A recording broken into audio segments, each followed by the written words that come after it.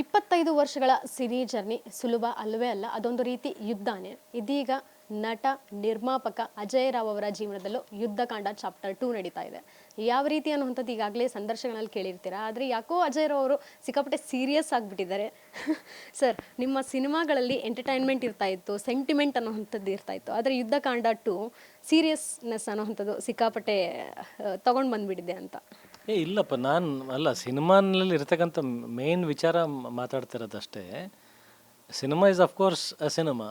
Entertainment ಇಲ್ಲದೆ ಅದನ್ನು cinema ಅಂತ ನಾವು ಹೇಳೋಕ್ಕಾಗಲ್ಲ. ಅದು ನೀವು ಕಂಪ್ಲೀಟ್ಲಿ ಎಂಟರ್ಟೈನ್ಮೆಂಟ್ ಫ್ಯಾಕ್ಟರ್ ತೆಗೆದ್ರೆ ಅದು ಡಾಕ್ಯುಮೆಂಟ್ರಿ ಆಗುತ್ತೆ. It's a thriller, more of A thriller. ಅಂದರೆ ನಿಮಗೆ ಹ್ಯೂಮರ್ ಜಾನರು ಇದೆ, ಅದರಲ್ಲಿ ರೊಮ್ಯಾನ್ಸು ಇದೆ, ಎಲ್ಲನೂ ಇದೆ. ಬಟ್ ದಿ ಕೋರ್ ಕಂಟೆಂಟ್ ಏನು ಹೇಳ್ತಿದ್ದು, soul of the film is very serious. And ಅದು ಥ್ರಿಲ್ಲರ್ ಆಗಿಯೇ ಟ್ರಾವೆಲ್ ಆಗುತ್ತೆ ಇಡೀ ಸಿನಿಮಾ. ನಿಮಗೆ ಕುತೂಹಲ, ಎಡ್ಜ್ ಆಫ್ ದಿ ಸೀಟಲ್ಲಿ ಮುಂದೆ ಏನಾಗುತ್ತೆ ಏನಾಗಲ್ಲ ನಿಮಗೆ ಸಾಕಷ್ಟು ಪ್ರಶ್ನೆಗಳು ತಲೆಯಲ್ಲಿ ಹುಳ ಬಿಡೋ ಅಂಥದ್ದು. ನೀವು ಊಹೆ ಮಾಡೋಕ್ಕಾಗಲ್ಲ ಆ ಥರದ್ದು ಚೇಂಜ್. ಅಂದರೆ ನೀವೇನು ಅಂದ್ಕೊಂಡಿರ್ತೀರ ಅದು ಆಗ್ತಾರಲ್ಲ. ಸೊ ಆ ಥರದ್ದು ಒಂದು ಗ್ರಿಪ್ಪಿಂಗ್ ಫ್ಯಾಕ್ಟರ್ಸ್ನಲ್ಲೇ ಈ ಥ್ರಿಲ್ಲರ್ ಕ್ಯಾರಿ ಆಗೋದು. ಬಟ್ ಆ ವಿಷಯ content is very serious of course. Yuddhakanda ಅಂದು ರವಿಚಂದ್ರನ್ ಸರ್ ಮಾಡಿರುವಂಥದ್ದು, ಯುದ್ಧಕಾಂಡ ಚಾಪ್ಟರ್ 2 ಅನ್ನುವಂಥದ್ದು. ನೀವು ರವಿ ಸರ್ ಈ ಒಂದು ಚಾಪ್ಟರ್ 1, ನೀವು ಚಾಪ್ಟರ್ 2. ಸೊ ಆ ಒಂದು ಟೈಟಲ್ ನೀವು ತಗೋತೀನಿ, ಅದನ್ನು ಮಾಡ್ತೀನಿ ಅಂತ ಹೇಳಿದಾಗ ರವಿ ಸರ್ ಮೊದಲನೇ ರಿಯಾಕ್ಷನ್ ಏನಾಗಿತ್ತು? ಇಲ್ಲ, ಫಸ್ಟ್ ರಿಯಾಕ್ಷನೇ ತುಂಬ ಖುಷಿಪಟ್ಟರು. ಅಂದರೆ ನಕ್ರು ಅವರು. ಅಂದರೆ ಒಂದು ಖುಷಿ ನಗು ಇರುತ್ತಲ್ಲ. ಅದಾದಮೇಲೆ ಅವ್ರಿಗೆ ಕೆಲವೊಂದು ಆತಂಕಗಳು ಏನೇನಿತ್ತು ಅಂದರೆ ನಾವು ತುಂಬ ಆ್ಯಕ್ಷನು, ತುಂಬ ಓವರ್ ಕಮರ್ಷಿಯಲ್ ಇಲ್ಲದೆ ಇರೋ, ಅಂದರೆ ಬೇಡದಿರೋ ವಿಚಾರಗಳನ್ನೆಲ್ಲ, ಅಂದರೆ ನನಗೆ ಪಡದೇ ಇರತಕ್ಕಂಥ ವಿಷಯಗಳು. ಬಿಕಾಸ್ ನಂದೊಂದು ಸ್ಟ್ರೆಂತ್ ಅನ್ನೋದಿದೆ, ಒಂದು family values, emotional values, romance, ಇವೆಲ್ಲ ನಂದಿದೆ ಅಲ್ಲ. ಇದನ್ನು ಬಿಟ್ಟು ತುಂಬ ಎಲ್ಲೋ ಆ್ಯಕ್ಷನ್ ಹೀರೋ ಹೊರಟಿದ್ದೀನಿ ಅನ್ನೋ ಥರ ಒಂದು ಕಲ್ಪನೆ ಇತ್ತಲ್ಲ. ಅದನ್ನು ಕೆಲವೊಂದು ಪ್ರಶ್ನೆಗಳು ಹಾಕಿದ್ರು. ಬಟ್ ಅದು ಅವತ್ತೇ ಕ್ಲಾರಿಫೈ ಆಯಿತು. ಅದಾದಮೇಲೆ ಅವ್ರು ಖುಷಿಪಟ್ಟು ಆಶೀರ್ವಾದ ಮಾಡಿ ಕಳಿಸಿದ್ರು. ಒಳ್ಳೇದಾಗುತ್ತೆ ಗೆಲ್ತಿಯ ಹೋಗಂತ ಫಸ್ಟ್ ಡೇನೇ ಹೇಳಿ ಕಳಿಸಿದ್ದು ನನಗೆ. ಸೊ ಆ ಯುದ್ಧಕಾಂಡ ಚಾಪ್ಟರ್ 1 ಬಗ್ಗೆ like inside story, inside sides ತಿಳ್ಕೊಳೋದ್ರಾದರೆ ನಿಮ್ಗೆ ಏನು ಹೇಳಿದರು ರವಿ ಸರ್? ಈ ರೀತಿ ಇನ್ಪುಟ್ಸ್ ನೀನು ತಗೋಬಹುದು ಅನ್ನೋಂಥದ್ದು ಸಜೆಷನ್ ಏನಾದರೂ ಕೊಟ್ಟಿದ್ರಾ? ಇಲ್ಲ, ಅವ್ರು ಸಜೆಸ್ಟ್ ಮಾಡಿಲ್ಲ. ಬಟ್ ನನ್ನ ಸ್ಟ್ರೆಂತ್ ಏನು, ವಾಟ್ ಆರ್ ಮೈ ಸ್ಟ್ರೆಂತ್ಸ್ ಅನ್ನೋದು ಅವ್ರನ್ನ ಮತ್ತೆ ಅಂದರೆ ನೆನಪು ಮಾಡಿ ಹೇಳಿದ್ದು ನನಗೆ, ಮನವರಿಕೆ ಮಾಡಿಕೊಟ್ಟಿರ್ತಕ್ಕಂಥ ವಿಚಾರಗಳು. ಅಂದರೆ ಅವ್ರಿಗಿರ್ತಕ್ಕಂಥ ಕನ್ಸರ್, ಕಾಳಜಿ, ನಾನು ಯಾವ ಥರ ಇಮೇಜ್ ಇರಬೇಕು, ನಾನು ಯಾವ ಥರ ನನ್ನ ಸ್ಟ್ರೆಂತನ್ನು ಬಳಸ್ಕೋಬೇಕು ಆ್ಯಸ್ ಅ ಫಿಲ್ಮ್ ಮೇಕರ್ ಅನ್ನೋದು ಅವತ್ತು ಹೇಳಿದರು. ಅಷ್ಟು ಬಿಟ್ಟರೆ ಬೇರೆ ಯಾವ ಥರದ್ದು ಸಲಹೆಗಳು ಇರಲಿಲ್ಲ. ಅದು ಬಿಟ್ಟರೆ ಇನ್ನೊಂದು ಹೇಳಿದ್ರು, ನಿಮ್ಮಲ್ಲಿ ಅವ್ರನ್ನ ನೋಡ್ಕೊಳ್ತಾರಂತೆ. ಸೊ ಅದೊಂದು ರೀತಿ ದೊಡ್ಡ ಮಾತು ಅಂತ ಹೇಳ್ಬೋದು. ಯಾಕಂದರೆ ಸರ್ ಡೆಡಿಕೇಶನ್ ಇರ್ಬೋದು, ಸಿನಿಮಾ ಬಗ್ಗೆ ಆ ಒಂದು ಪ್ಯಾಷನ್ ಇರಬಹುದು, ಎಲ್ಲವನ್ನೂ ಬಿಟ್ಟು ಸಿನಿಮಾಗೋಸ್ಕರನೇ ತ್ಯಾಗವನ್ನು ಮಾಡಿದ್ರು ಅವರು. ಸಾಲದ ಬಗ್ಗೆನೂ ಹೇಳಿದ್ರು. ಸೊ ಆ ತಾಕತ್ತಿರ್ಬೇಕು ಸಾಲ ತೀರ್ಸೋಕೆ, ಅದು ನಿಮಗಿದೆ ಅನ್ನುವಂಥ ಮಾತು ಕೂಡ ಅವ್ರು ಹೇಳಿದ್ರು. ಅದೇ ರವಿ ಸರ್ ನನ್ನನ್ನು, ಅಂದರೆ ಅವರನ್ನು ನನ್ನಲ್ಲಿ ಕಂಡಿದ್ದಂದರೆ ನಥಿಂಗ್ ಬಟ್, ಅಂದರೆ ಅವ್ರು ಕಾಣುವಂಥ ಕನಸುಗಳು. ಅಂದರೆ ಒಬ್ಬ ಕನಸುಗಾರ ಇನ್ನೊಂದು ಕನಸುಗಾರನ ಕಂಡಿದ್ದು. ನನಗನ್ಸುತ್ತೆ ನನ್ನ ಜನ್ಮ ಆ ಮಾತಿಗೆ ಸಾರ್ಥಕ ಆಯಿತು. ಬಿಕಾಸ್ ಅವರಷ್ಟು ಸಿನಿಮಾನ ಪ್ರೀತಿಸುವಂಥ ವ್ಯಕ್ತಿ, ಅವರಷ್ಟು ಪ್ಯಾಷನ್ ಇಟ್ಟಿರೋರು, ಅವರಷ್ಟು ದೊಡ್ಡ ಡ್ರೀಮರ್ ನನ್ನ ಲೈಫಲ್ಲಿ ನೋಡಿಲ್ಲ. ಟು ಬಿ ಆನೆಸ್ಟ್, ನಾನು ನೋಡೋಕ್ಕೆ ಸಾಧ್ಯನೇ ಇಲ್ಲ. ಆ ವ್ಯಕ್ತಿ ಆ ಮಾತನ್ನು ಹೇಳ್ತಾ ಇದ್ದಾರೆ ಅಂತಂದರೆ ಮೋಸ್ಟ್ಲಿ ನನ್ನ ಪ್ರಾಮಾಣಿಕತೆ, ನನ್ನ ಆನೆಸ್ಟ್ ಅದು ರಿಫ್ಲೆಕ್ಟ್ ಆಗಿದೆ. So it is the biggest award I can receive ever in my lifetime. Kannada ಇಂಡಸ್ಟ್ರಿನಲ್ಲಿ ಸಾಲ ಮಾಡಬೇಕಾದ್ರೂ ಒಂದು ಸಲ ರವಿ ಸರ್ನ ನೆನಪಿಸ್ಕೊತಾರೆ. ಯಾಕಂದರೆ ನಿರ್ಮಾಣ ಮಾಡಬೇಕಾದ್ರೆ ಯಾವ ರೀತಿ ಸಾಲವನ್ನು ಮಾಡಿದ್ರು, ಅದಕ್ಕೋಸ್ಕರ ಮನೆಯನ್ನು ಕೂಡ ಅವರು ಮಾರಿದ್ರು. ಆ ಮಾತು ಕೂಡ ಕೇಳ್ಪಡ್ತೀವಿ. ಸೊ ನೀವು ಏನಾದರೂ ಲೈಕ್ ಸಾಲ ಅನ್ನುವಂಥ ವಿಚಾರ ಬಂದಾಗ ಯಾವ ರೀತಿ ಸ್ಫೂರ್ತಿ ಆಗ್ತಾರೆ ಅಂತ? ಸಾಲ ಅನ್ನೋದು ವಿಚಾರ ಯಾಕೆ ಹೇಳ್ತಾ ಇದ್ದೀರಿ? ಈಗ ರವಿ ಸರ್ ಸಾಲದಿಂದ ನಂಗೆ ನೆನಪಾಗಲ್ಲ. ರವಿ ಸರ್ ನಂಗೆ ನೆನಪಾಗೋದು ಅವ್ರ ಕನಸುಗಳಿಂದ. The way of the love towards cinema. ಸಾಲ ಭಾಳ ಚಿಕ್ಕ ವಿಚಾರ. ಅದು ಒಂದು ಜಸ್ಟ್ ಒಂದು ಸ್ಮಾಲ್ ಕೂದಲು ಸಮ. ಅದು ದುಡ್ಡು, ಸಾಲ ಇದೆಯಲ್ಲ, ನಾವು ಫಿಲ್ಮ್ ಮೇಕರ್ಸ್ ಅದನ್ನು ನೋಡೋಕ್ಕೆ ಹೋಗಲ್ಲ. ಅದು ವಾಟ್ ರಾಂಗ್? ಇವಾಗ ಯಾವ ಬಿಸ್ನೆಸ್ ಮ್ಯಾನ್ ಅದು ಸಾಲ ಮಾಡಿಲ್ಲ ಹೇಳಿ? ನೀವು ತೋರಿಸಿ ನಂಗೆ. ಅಂಬಾನಿ ಸಾಲ ಮಾಡದೆ ಅಂಬಾನಿ ಆದ್ರೆ ನಂಗೆ ತೋರಿಸಿ. ಯಾವ ಬಿಸ್ನೆಸ್ ಮ್ಯಾನ್? ಇವಾಗ ನೀವು ಚಾನಲ್ ನಡೆಸ್ತೀರಿ, ನಿಮ್ಮ ಚಾನಲ್ ವಿತೌಟ್ ಎನಿ ಲೋನ್ ನೀವು ಮಾಡಿದ್ದೀರಾ, ನಂಗೆ ತೋರಿಸಿ ನನಗೆ. ಸೊ ಇಟ್ ಇಸ್, ನೀವು ಒಂದು ಗ್ರೋತನ್ನು ಬಯಸಿದಾಗ, ಒಂದು ದೊಡ್ಡದು ಎಕ್ಸ್ಪ್ಯಾನ್ಷನ್ ಅನ್ನೋದು ಬಯಸಿದಾಗ you need to go with those kind of process. ಅದರಿಂದ ನಾನು ಕಷ್ಟದಲ್ಲಿದ್ದೀನಿ ಅಂತ ಹೇಳ್ಕೊಂಡಿಲ್ಲ. ರವಿ ಸರ್ ಅವರು ಯಾವತ್ತು ಕಷ್ಟದಲ್ಲಿದ್ದಾರೆ ಅಂತ ಹೇಳ್ಕೊಂಡಿದ್ದಿಲ್ಲ. ಸೊ ಹೊಟ್ಟೆಪಾಡಿಗೆ ಬದುಕೋದಕ್ಕೆ, ನಮಗೆ ಮನೆ, ಊಟ, ಬಟ್ಟೆ, ಅದಕ್ಕೆ ಯಾವತ್ತೂ ಕೊರತೆ ಇಲ್ಲ, ಯಾವತ್ತೂ ಲೈಫ್ ಟೈಮ್ ಕೊರತೆ ಆಗೋದೇ ಇಲ್ಲ. ನಮ್ಮ ಫ್ಯಾಮಿಲಿಯೂ ಯಾವತ್ತೂ ಕಷ್ಟದಲ್ಲಿ ಹೋಗೋಕ್ಕೆ ಸಾಧ್ಯ, ನಾನು ಇರೋವರೆಗೂ ನನ್ನ ಫ್ಯಾಮಿಲಿ ಕಷ್ಟದಲ್ಲಿ ಹೋಗೋಕ್ಕೆ ಸಾಧ್ಯನೇ ಇಲ್ಲ. ನಾನು ಹೋದ ಮೇಲೂ ಅವ್ರಿಗೆ ಏನು ದಕ್ಕಬೇಕೋ ಏನು ಸಿಗಬೇಕೋ ಅವೆಲ್ಲ ಆಲ್ರೆಡಿ ಮಾಡಿಟ್ಟಿದ್ದೀವಿ ನಾವು. ಅವರಿಗೆ ರಿಸ್ಕ್ ಫ್ಯಾಕ್ಟರ್ಸ್ ಕೊಡದೆ ಇದು ನಮ್ಮ ಕನಸುಗಳು.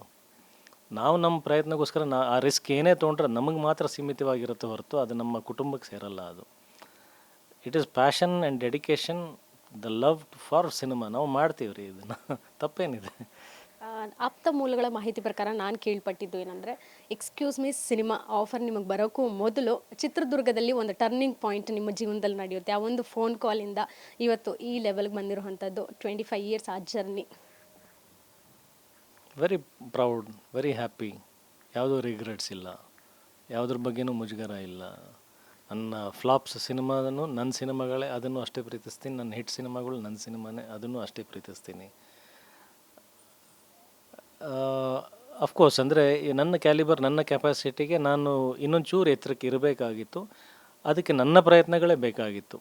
ಅದು ತಿಳ್ಕೊಳ್ಳೋದು ತಡವಾಗಿರ್ಬೋದು, but better do it then, ಅಂದರೆ ಬೆಟರ್ ಲೇಟ್ ದೆನ್ ನೆವರ್ ಅಂತ ಹೇಳ್ತಾರಲ್ಲ, ತಡವಾಗಿರ್ಬೋದು, ಆದರೆ ಲೇಟಾಗಿ ಬಂದರೂ ಲೇಟೆಸ್ಟಾಗಿ ಬರ್ತೀವಿ ಇವಾಗ ಯುದ್ಧಕಾಂಡ ಮುಖಾಂತರ. ನಿರ್ಮಾಣ ಅಂತ ಹೇಳಿದ್ರೆ ಅಷ್ಟು ಸುಲಭದ ಮಾತಲ್ಲ ಸರ್, ನಿಮಗೂ ಗೊತ್ತಿದೆ. ಈಗಾಗಲೇ 2 ಸಿನಿಮಾ ಈಗ ನಿರ್ಮಾಣ ಮಾಡಿದ್ದೀರಾ. ಸೊ ಯಾರಾದರೂ ಅಟ್ಲೀಸ್ಟ್ ಒಂದು ಕಿವಿ ಮಾತು ಹೇಳಿದ್ರಾ ಅಥವಾ ಸುಮ್ಮನೆ ಹೇಳಿದ್ರಾ, ಯಾಕೆ ಪ್ರೊಡ್ಯೂಸ್ ಮಾಡ್ತಾ ಇದ್ದೀರಾ, ನಿಮ್ಮ ಹೀರೋಗೆ ತುಂಬ ಆಫರ್ಸ್ ಬರ್ತಾ ಇದೆ, ಒಂದು ವರ್ಷದಲ್ಲಿ ಬೇಕಂದರೆ ನೀವು 5 ಸಿನಿಮಾಗಳನ್ನು ಮಾಡಬಹುದು, ಅದರ ಬದಲು ಪ್ರೊಡಕ್ಷನ್ ಯಾಕೆ ಮಾಡ್ತಾ ಇದ್ದೀರಾ ಅಂತ ಹೇಳಿದ್ರಾ? ಸಾಕಷ್ಟು ಜನ ಫ್ರೆಂಡ್ಸ್ಗಳು ಹೇಳಿದ್ದಾರೆ, ಸಾಕಷ್ಟು ಜನ ಹಿತೈಷಿಗಳು ಹೇಳಿದ್ದಾರೆ. ಬಟ್ ಅಗೇನ್ ನಾವು ಹಾಕುವಂಥ ಡೆಡಿಕೇಶನ್, ನಾವು ಕಂಡಂಥ ಕನಸು, ನಮ್ಗೆ ಅದ್ರ ಮೇಲೆ ಇರ್ತಕ್ಕಂಥ ಪ್ರೀತಿ, ಆ ಒಂದು ಗುರಿನಲ್ಲಿ ಏನು ಕೇಳದೆ ಹೋಗ್ತಿರ್ತೀವಲ್ಲ, ಅದಕ್ಕೆ ಎಲ್ಲರೂ ಬಾಗಿದ್ದು ಇದೆ. ಎಲ್ಲರೂ ವಾಪಸ್ಸು ಅವ್ರು ಹೇಳಿದ ಮಾತು ಸುಳ್ಳು, ನೀನು ಮಾಡ್ತಾ ಇರೋದು ಕರೆಕ್ಟ್ ಅಂತ ವಾಪಸ್ ಅವರೇ ಎಲ್ಲ ಇವತ್ತು ಬಂದು ನಿಂತಿದ್ದು ಇದೆ. ಇವತ್ತಿಗೂ ಸಹ ಒಂದು ಕನ್ನಡ ಚಿತ್ರರಂಗದಲ್ಲಿ ಯಾವುದೇ ಸಿನಿಮಾ ಬಂದ್ರೂ ಉತ್ತರ ಕರ್ನಾಟಕದವರು ತುಂಬ ಪ್ರೀತಿಯಿಂದ ಅದನ್ನು ಸ್ವೀಕರಿಸ್ತಾರೆ. ಅಲ್ಲಿ ಅಂತಹ ಕ್ರೇಜ್ ಕೂಡ ಇರುವಂಥದ್ದು. ನಿಮಗೆ ಸಿಕ್ಕಾಪಟ್ಟೆ ಫ್ಯಾನ್ ಬೇಸ್ ಉತ್ತರ ಕರ್ನಾಟಕದಿಂದ ಬಂದಿರುವಂಥದ್ದು. ಸೊ ಆ ಫ್ಯಾನ್ಸ್ ಬಗ್ಗೆ ಈ ಸಿನಿಮಾದಿಂದ ಏನು ಸಂದೇಶ, ಅವ್ರಿಗೆ ಒಂದು ಮಾತು ಹೇಳೋದಾದ್ರೆ? ಅಲ್ಲ, ನಾನು ಹಂಗೆ ನೋಡಲ್ಲ. ನನಗೆ ಎಲ್ಲ ಕಡೆಯಿಂದನೂ ಈಕ್ವಲ್ ಅಭಿಮಾನ, ಈಕ್ವಲ್ ಪ್ರೀತಿ ಅನ್ನೋದು ಸಿಕ್ಕಿದೆ. ಅದು ನನ್ನ ಅದೃಷ್ಟ. ಬರೀ ಇವನು ಉತ್ತರ ಕರ್ನಾಟಕದಿಂದನೇ ಬಂದಿದ್ದಾನೆ ಅಂತ ಅಂದ್ಬಿಟ್ಟು ಬರೀ ಉತ್ತರ ಕರ್ನಾಟಕದ ಮಂದಿ ಮಾತ್ರ ನನಗೆ ಜಾಸ್ತಿ ಪ್ರೀತಿಸ್ತಾರೆ ಅನ್ನೋದಲ್ಲ. ಅಫ್ಕೋರ್ಸ್ ನನಗೆ ಒಂದು ಪರ್ಸ್ನಲ್ ಅಭಿಮಾನ ಅಲ್ಲಿಂದ ಬಂದೆವು, ನಾನು ಉತ್ತರ ಕರ್ನಾಟಕದ ಹುಡುಗ ಅನ್ನೋದು, ಆ ಅಭಿಮಾನ ನನಗೂ ಇದೆ, ಅಭಿಮಾನಿಗಳಿಗಿದೆ. But at the same time ನಾನು ಖುಷಿ ಪಡಬೇಕಾಗಿರೋದು ಎಂಟೈರ್ ಕರ್ನಾಟಕ. ಈ ಕಡೆ ನೀವು ಏನು ಉತ್ತರ ಕನ್ನಡಕ್ಕೆ ಬಂದರು, ಉತ್ತರ ಕರ್ನಾಟಕಕ್ಕೆ ಬಂದರು, ದಕ್ಷಿಣ ಕನ್ನಡಕ್ಕೆ ಬಂದರು, ಎಲ್ಲೇ ಬಂದ್ರೂ ಎಲ್ಲ ಕಡೆನೂ ನನಗೆ ಅದೇ ಪ್ರೀತಿ, ಅದೇ ಗೌರವ ಇರೋದು. ಅದರಲ್ಲಿ ವ್ಯತ್ಯಾಸ ಅನ್ನೋದು ನನಗೆ ಎಲ್ಲೂ ಕಾಣಿಸಲ್ಲ. ಮಗಳಿಗೋಸ್ಕರ ಸಿನಿಮಾ ಮಾಡಿದ್ದೀರಾ, ಮಗಳು ನಿಮ್ಮ ಲುಕ್ ಇರ್ಬೋದು, ಟೀಸರ್, ಟ್ರೈಲರ್, ಸಾಂಗ್ಸ್ ನೋಡಿ ಏನು ಹೇಳಿದ್ರು ಅಂತ? ಅಲ್ಲ, ಅವಳಿಗೆ ಅದು ಅಂದರೆ ಅಷ್ಟು ಜಡ್ಜ್ ಮಾಡೋಷ್ಟು ಇರಲ್ಲ. ಬಟ್ ಅವಳಿಗೆ ತಂದೆ ಏನು ಕಂಡ್ರೂ ಖುಷಿ ಅಲ್ವಾ. ಅವಳಿಗೆ ತಂದೆ ಟಿ ವಿನಲ್ಲಿ ಬಂದ್ರೂ ಖುಷಿ. ಇಲ್ಲ, ಅವಳು ಅಂದರೆ ಅರ್ಧಂಬರ್ಧ ಸಿನಿಮಾ ನೋಡಿದಾಳೆ. ಅದು ಪೂರ್ತಿ ಜಡ್ಜ್ ಮಾಡೋಷ್ಟು, ಇದು ಚೆನ್ನಾಗಿದೆ ಚೆನ್ನಾಗಿಲ್ಲ ಅಂತ ಹೇಳೋಷ್ಟು ಪಾಪ ಅವಳಿನ್ನೂ ಬೆಳೆದಿಲ್ಲ. ಬಟ್ ಅಪ್ಪ ಏನು ಮಾಡಿದ್ರು ಅವಳಿಗೆ ಚೆನ್ನಾಗಿ ಕಾಣಿಸುತ್ತೆ. ಅಪ್ಪ ಹತ್ರೂ ಅವಳು ನಗ್ತಾಳೆ, ಅಪ್ಪ ನಕ್ಕರೂ ಅವಳು ನಗ್ತಾಳೆ. ನಿಮ್ಮ ಧರ್ಮಪತ್ನಿ ಸಹ ಸಾಕಷ್ಟು ಸಹಕಾರ ಕೊಟ್ಟಿದ್ದಾರೆ, ನಿಮ್ಮ ಸಿನಿ ಜರ್ನಿ ಇರಬಹುದು, ಜೊತೆಗೆ ವೈಯಕ್ತಿಕ ಜೀವನ ಇರಬಹುದು. ಈ ಸಿನಿಮಾಗೆ ಅವರ ರಿವ್ಯೂ ಏನಿತ್ತು? ಅವಳು ತುಂಬ ಎಮೋಷ್ನಲಾಗಿ ಕನೆಕ್ಟ್ ಆದಳು. ಒಂದು 20 ನಿಮಿಷ ಅವಳು ಮಾತಾಡಿರಲಿಲ್ಲ. ಸಿನಿಮಾ ನೋಡಾದ್ಮೇಲೆ ತಾನೇ ಒಂದು ಒಂಟಿ ಜಾಗದಲ್ಲಿ ಕೂತ್ಕೊಂಡು ಸುಮಾರು ಹೊತ್ತು ಹತ್ಲು. ಅಂದರೆ ಅವಳಿಗೆ ಆದಂಥ ಒಂದು ಸ್ಪೇಸ್ ಬೇಕಾಗಿತ್ತು. So she was very much emotionally touched.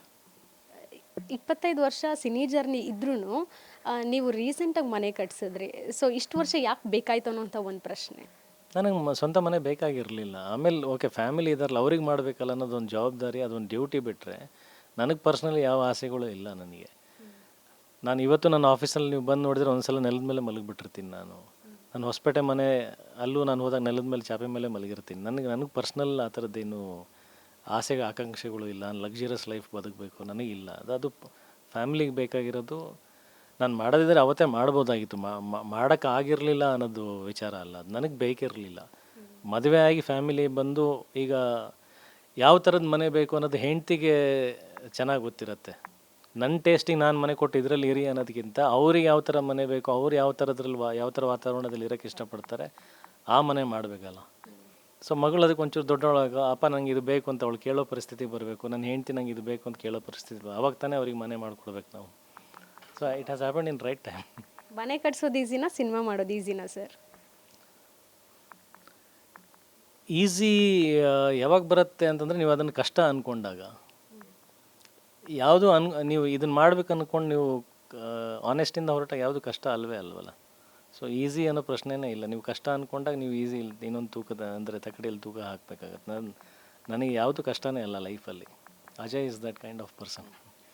ಒಂದು ವಿಡಿಯೋಯಿಂದ ನಿಮ್ಮ ಮಗಳು ಸಹ ತುಂಬ ಕನೆಕ್ಟ್ ಆಗಿಬಿಟ್ಲು ಆಡಿಯನ್ಸ್ಗೆ. ಸೊ ಹಾಗಾಗಿ ಸಿನಿಮಾ ಥಿಯೇಟರ್ಗೆ ಫಸ್ಟ್ ಡೇ ಬರಬೇಕಾದ್ರೆ ಮಗಳನ್ನೇನಾದರೂ ಕರ್ಕೊಂಬಂದು ಪ್ರೇಕ್ಷಕರ ಜೊತೆ ಸಿನಿಮಾ ನೋಡೋವಂತಹ ಒಂದು ಪ್ಲ್ಯಾನ್ ಇದೆಯಾ? ನಂದು ಆ ಥರ ಪರ್ಸ್ನಲ್ ಪ್ಲ್ಯಾನ್ಸ್ ಏನೂ ಇಲ್ಲ. ಅವ್ರು ಬರ್ತಾರೆ ಅಂದರೆ ನಾನು ಕರ್ಕೊಂಡು ಬರ್ತೀನಿ. ಅವರಿಲ್ಲ ನಾವು ಸಪ್ರೇಟಾಗಿ ನೋಡ್ತೀವಿ, ಅವತ್ತು ಜನ ಕೂಗು ಗಲಾಟೆ ಎಲ್ಲ ನಿಮ್ಮ ಟೈಮ್ ನೀವು ನೋಡ್ಕೊಳ್ಳಿ ಅಂತಂದರೆ ನಾವು ಪರ್ಸ್ನಲಿ ಬರ್ತೀವಿ. ನಮ್ದು ಏನೂ ಅಭ್ಯಂತರ ಇಲ್ಲ. Completely independent. ಅವರೇ ಮನೆಯ ಮಹಾರಾಣಿ, ಅವರೇ ಮನೆಯ ಪ್ರಿನ್ಸ್. ಅವ್ರು ಹೆಂಗೆ ಹೇಳ್ತಾರೆ ಅವರ ಆಜ್ಞೆ ಪ್ರಕಾರ ನಾವು ನಡೆಯೋದು. ನೀವು ಅಟ್ಲೀಸ್ಟ್ ವಿಸಿಟ್ ಮಾಡ್ತೀರಾ ಥಿಯೇಟರ್? ನಾನು ಖಂಡಿತ ವಿಸಿಟ್ ಮಾಡ್ತೀನಿ 100%. ಯಾಕಂದರೆ ನನ್ನ ಪ್ರೊಡಕ್ಷನ್ ಅವತ್ತು ಫಸ್ಟ್ ಡೇ ಬರೋಂಥ ಅಭಿಮಾನಿ ದೇವ್ರುಗಳು. ಫಸ್ಟ್ ಅಂದರೆ ಈಗ second day third day okay report ಕೇಳ್ಕೊಂಡು ಬರ್ತಾರೆ, ಓಕೆ ಅವ್ರ ಮೇಲೂ ಅಭಿಮಾನ ಇದೆ, ಇಲ್ಲ ಅಂತಲ್ಲ. ಯಾಕಂದರೆ ಅವ್ರ ದುಡ್ಡು ಶ್ರಮ ಇರುತ್ತೆ. ಒಂದು ರಿಪೋರ್ಟ್ ಬಂದ ಮೇಲೇ ಹೌದಾ ಇದಕ್ಕೆ ವ್ಯಾಲ್ಯೂ ಅಂತ ಅವ್ರದ್ದು ಜಡ್ಜ್ಮೆಂಟ್ ಮಾಡಲೇಬೇಕು. ಬಟ್ ಫಸ್ಟ್ ಡೇ ಬರೋಂಥ audience they are really the greatest ಅಂದರೆ ಡಿವೈನ್ ಬ್ಲೆಸ್ಸಿಂಗ್ ನಮಗೆ. ಸೊ ನಾನು ಸಿನಿಮಾ ನೋಡೋಕ್ಕೆ ಬರೋದಕ್ಕಿಂತ ಅವ್ರಿಗೆ ನಾನು ಧನ್ಯವಾದಗಳು, ಅವರಿಗೆ ನನ್ನ ಕೃತಜ್ಞತೆಗಳು ಅರ್ಪಿಸೋದಕ್ಕೆ ನಾನು ಬರಲೇಬೇಕು ಅವತ್ತು. Thank you so much sir. ನಿಮ್ಮ ಯುದ್ಧಕಾಂಡ ಚಾಪ್ಟರ್ 2 ಸಿನಿಮಾಗೆ very all the best. So ಇದಿಷ್ಟು ನಟ ಹಾಗೂ ನಿರ್ಮಾಪಕ ಅಜಯ್ ರಾವ್ ಅವರ ಮಾತಾಗಿದ್ದು. ಕ್ಯಾಮ್ರಾ ಪರ್ಸನ್ ರಾಕೇಶ್ ಜೊತೆಗೆ Keerthi Patil, guarantee news, Bengaluru. Guarantee news, ಸುದ್ದಿ ಖಚಿತ, ನ್ಯಾಯ ನಿಶ್ಚಿತ.